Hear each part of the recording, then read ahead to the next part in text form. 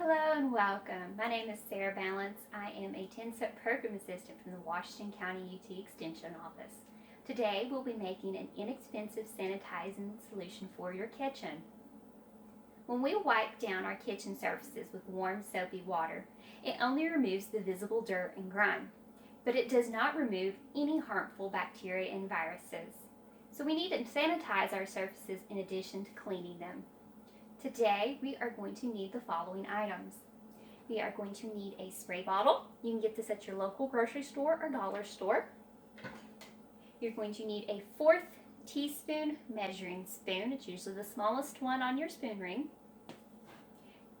You're going to need unscented bleach. Please do not use splashless or scented bleach, or the formula will not work properly. And also, you will need 2 cups of warm water and a liquid measuring cup. First, we're going to take this spray bottle and fill it with 2 cups of warm, not hot, water. So I already have this pre-portioned out for our video today. So I'm going to take the 2 cups of warm water and put it in our spray bottle.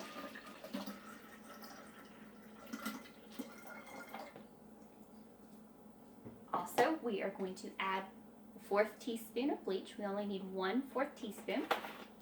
In this case, less is more. Be very careful when you're pouring out the bleach because it can come out rather fast. All right, we have our 1/4 teaspoon. We're going to put it in our spray bottle now. Set that aside. Put it back together.